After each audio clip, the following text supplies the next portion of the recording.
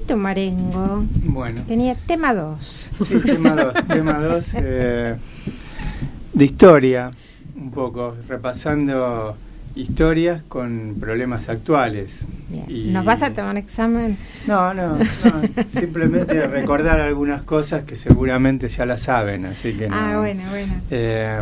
Pero bueno, simplemente recordarlas y ponerlas en un hilo diferente, como se dice ahora, que es este tema de lo federal, digamos, ¿no? Que es un tema histórico y que se vuelve a actualizar cada vez que se presenta, digamos, la necesidad y la posibilidad de llevar adelante una política educativa.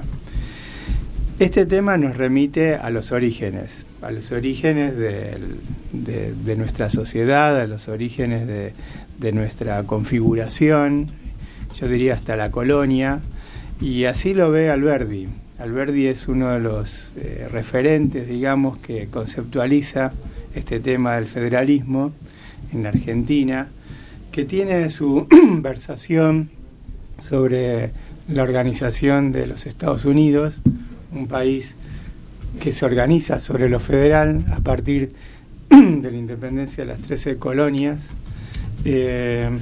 y que Alberdi remite, digamos, al tema de los municipios. Es decir, los cabildos organizados en lo que es la organización colonial eran los responsables de la educación durante la colonia y la siguieron manteniendo durante toda la guerra de la independencia y después lo que fue la guerra civil en Argentina entre los unitarios y los federales, que fue una guerra muy prolongada desde 1810 en adelante, y que se termina de resolver recién en 1853, o sea, prácticamente la Argentina estuvo en nuestro territorio 40 años de conflictos internos, en donde se fue demorando la posibilidad de la organización nacional porque esto era lo que estaba en juego. Alberdi nos remite a esa idea del cabildo, de los municipios como el origen y el lugar donde se va organizando la sociedad, y a partir de los municipios las provincias. Este es el punto, digamos, en donde se juega el tema del federalismo. ¿Cuánto de la educación tiene que ser decisión local? ¿Cuánto de la educación tiene que ser una decisión del Estado Nacional? Y ahí está la discusión que plantea Alberdi en las bases de la organización para la organización nacional y en su proyecto de constitución alrededor de si vamos a tener un país federal, si vamos a tener un país nacional, si vamos a tener un país con componente federal o con componente nacional. Él se inclina por esta última opción, en donde lo nacional es preeminente y lo federal es el conjunto articulado que conforma lo nacional. Este es un poco el planteo de Alberdi, cómo juega lo educativo acá.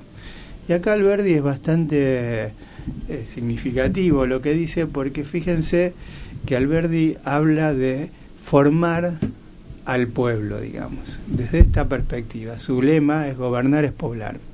Pero gobernar es poblar, para Alberdi, no solamente es ocupar el espacio físico, territorial o geográfico, sino que poblar es educar, es industrias, es desarrollo económico. Es decir, él define población, poblar, como todas estas cuestiones que no solamente significan ocupar un territorio. Y él además dice, y esta es la parte más controversial, que esto se va a lograr en la medida que se abra el territorio nacional a la inmigración extranjera, sobre todo de tipo europea. Esta es la población en la que él está pensando. También está pensando en una educación que forme a esa población y habla de formación y un término que él lo extrae de Rousseau, y así lo dice, que es educación por las cosas, educación en las cosas, es decir, educación en términos de lo que es el contacto con lo próximo, el contacto con el medio en el cual uno vive, y no la instrucción, que era lo que proponía Sarmiento, de otros conocimientos, de otros contenidos que no tengan que ver con lo local. Y acá está la discusión entre Sarmiento y Alberdi. Alberdi se inclina por esta idea de formación y Sarmiento dice, no, de lo que se trata acá es de instruir, de formar, digamos, a la población, de instruirla en las primeras letras, en las primeras conocimientos. Sarmiento lee a Spencer, y Spencer tiene una visión muy positivista de la enseñanza, y Sarmiento está diciendo, bueno, de lo que se trata es de instruir, no de formar, como está diciendo Alberdi, sino de instruir, o sea, de brindar conocimientos, de enseñar, de poner toda esta fuerza, digamos, en términos de lo que es esta población, que básicamente, y en esto coinciden los dos, con esta población que hay que transformar en otra cosa, digamos, y por eso Sarmiento es más desde una educación, está pensando más desde una educación nacional que desde una educación más próxima, que es la que plantea Alberdi. A lo largo de los años esto se va actualizando.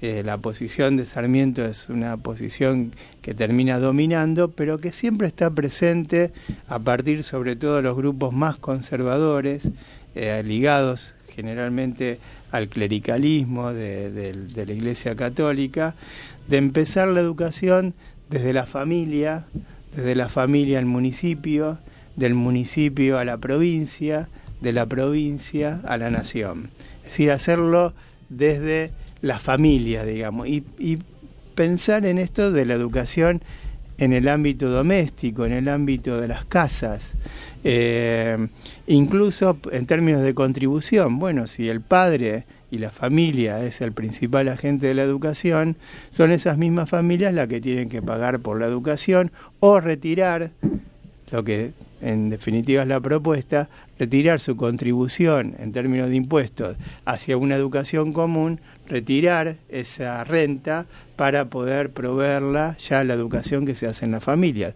Una familia que educa a sus hijos no es necesario que esté pagando la educación que se hace para el resto, digamos, que necesita esa otra educación. Esta es la propuesta más conservadora que se da en el Congreso Pedagógico, la enuncia el propio congresal de Córdoba, Vialet Macé, que va a ser el autor de uno de los trabajos más importantes sobre el trabajo en la Argentina. Es un relevamiento extraordinario, una investigación impensada para el momento sobre cuáles eran las condiciones de trabajo acá en este país, pero que en el Congreso Pedagógico sostiene esta posición más pro-clerical, pro-católica de la educación en la familia y retirar las contribuciones que hacen esas familias a la educación común y por lo tanto solamente ligarla a la educación dentro de las casas, dentro del ámbito doméstico.